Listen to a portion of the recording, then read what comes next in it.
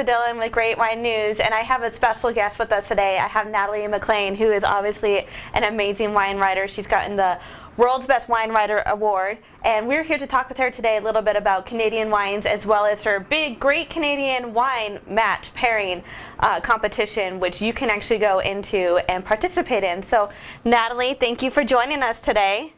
Oh, my pleasure, Teresa. Thanks for asking me to be here. Yes. So tell me a little bit about the Great Canadian Wine Match and what exactly that is. Well, it's a people's choice. I call it a bottoms up. Lots of research involved. But what makes this different from other wine competitions is, first of all, it's all online. Secondly, it is about wine drinkers, wine lovers themselves, rather than experts, voting for their favorite wines, the wines that they love.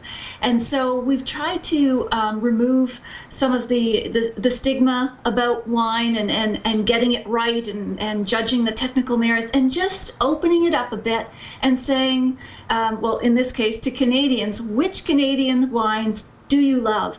Okay, show your love, vote for them, nominate them in 6 food pairing categories. Great. Yeah, and you have the categories are chicken, beef, pizza, cheese, seafood, and dessert. So great categories to work with. Now, why did you decide to do Canadian wines as opposed to just the whole variety of wines that are out there in the world? Well, first, I am Canadian. So I thought, bloom where you're planted and start where you're grown, where you're homegrown. And I also wanted to really make sure I had a good sort of tight focus for this first one, because even the food categories, chicken can be made a million ways. But we tried, the team I'm working with and I tried to give it a focus. So Canadian wines was a natural, but we are going to do more competitions with U.S. wines, international wines, and different themes, different foods. But this one really has taken off across the country here in Canada, because I think people have a bit of that patriotic sense of drinking local. That's a big movement everywhere to sort of drink and eat what is grown around you. So I think a lot of folks have had fun with this. No, that's great to hear. So you've had really good feedback so far, a lot of voting?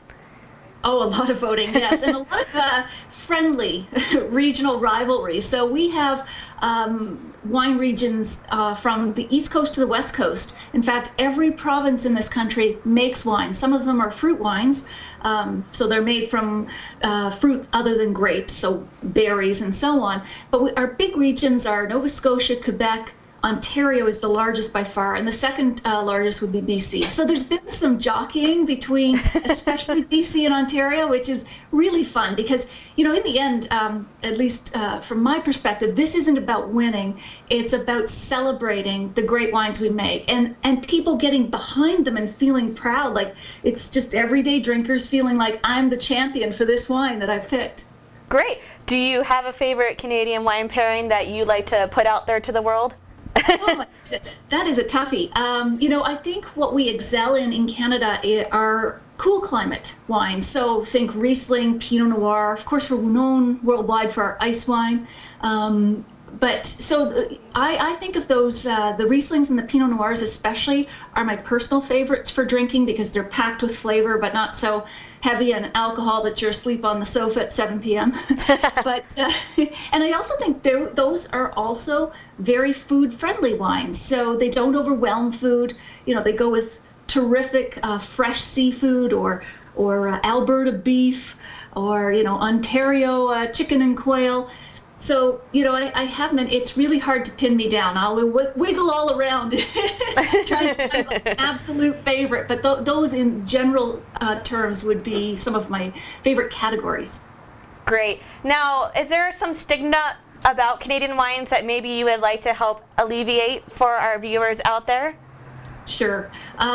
We even have stereotypes about our own wines. If we go back to the 70s and even maybe into the 80s, it was kind of what I call the grim zoological period. So we had baby duck and Gimli goose and this whole range of animal labels. I guess that's come back again, or maybe not. But the wines were grim. They were made from not the Vitis vinifera grapes like Riesling, Chardonnay, and so on. But over time, like many regions, like regions in the US and elsewhere, we've learned what works in our soils and our climates, and the techniques have improved. There's a lot of trade internationally between winemakers doing different work terms abroad and coming back and bringing that knowledge.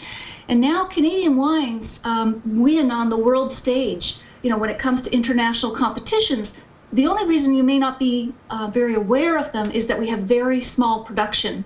Okay. And in wine, small is good, but it's just not well known. Right.